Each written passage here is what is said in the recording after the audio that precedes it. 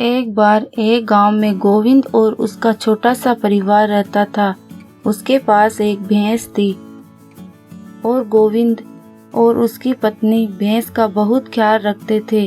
भैंस भी उन्हें 10 किलो दूध प्रतिदिन देती थी। गोविंद कुछ दूध बेच देता था और बाकी दूध खाने पीने में उपयोग कर लेते।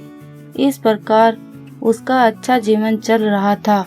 अजी सुनते हो, आज हमारी भैंस ने दूध नहीं दिया, लगता है अब वो दूध नहीं देगी। रेखा, कोई बात नहीं, हमारी भैंस 12 महीने में 2 महीने दूध नहीं देती है। 2 महीने बाद फिर दूध देने लगेगी, तब तक पड़ोसियों से दूध ले लेंगे। वैसे भी पूरे गांव में हमें दूध के लिए कोई मना नहीं करता।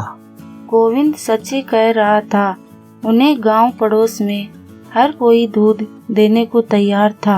अरे गोविंद, सुना है तुम्हारी भैंस ने दूध देना बंद कर दिया। हाँ भाभी जी, अब 2 महीने के लिए तो दूध कहीं न कहीं से लेना ही पड़ेगा।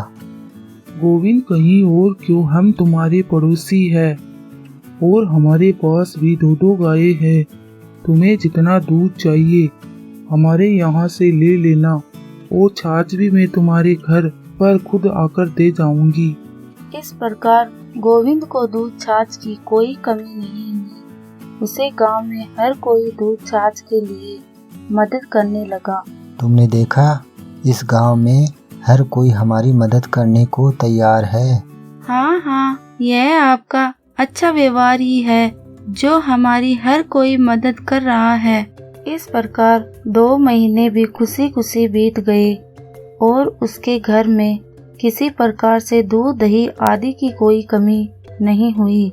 और अब गोविंद की भैंस ने भी दूध देना शुरू कर दिया।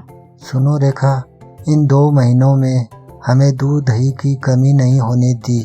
अब सुना है भाभी जी की दोनों गायें दूध देना बंद कर दिए हैं।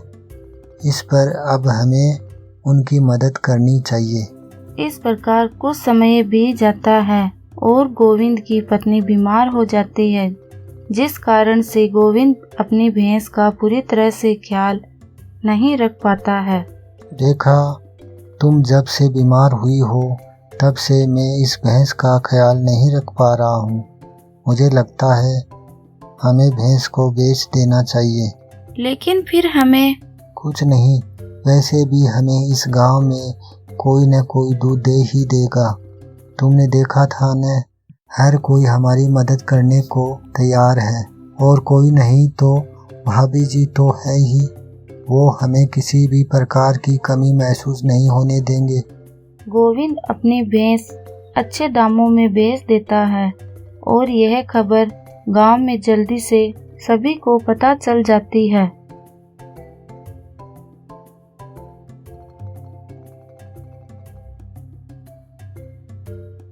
देखो, तुम किसी प्रकार की चिंता न करना। मैं अभी भाभी जी के पास जाता हूँ और तुम्हारे लिए दूध की व्यवस्था करता हूँ। गोविंद पड़ोस में भाभी जी के पास जाता है। भाभी जी, हमें 2 किलो दूध सुबह और 2 किलो दूध शाम को चाहिए और छाछ तो आप हमारे घर पर दे ही देंगे, है ना?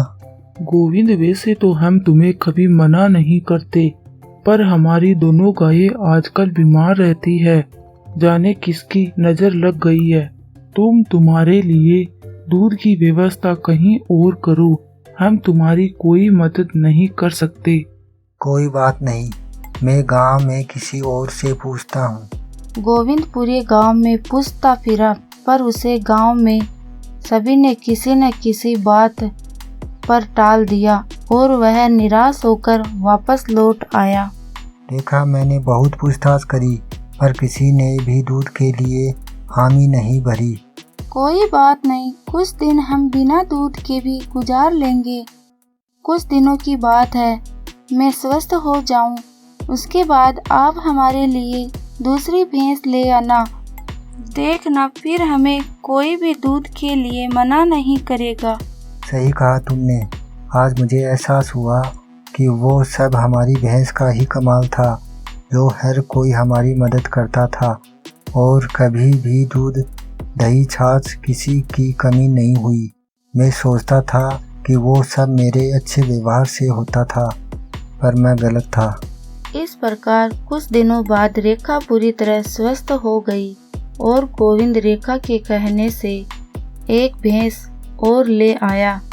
गोविंद और रेखा अब अपनी भैंस का ख्याल और ज्यादा रखने लगे, लेकिन अब उनके जीवन में एक नया अनुभव था। इस कहानी से हमें यह शिक्षा मिलती है कि जब हमें किसी से मदद लेनी हो तो मदद करने लायक बनना पड़ता है। Thanks for watching. Please like and subscribe.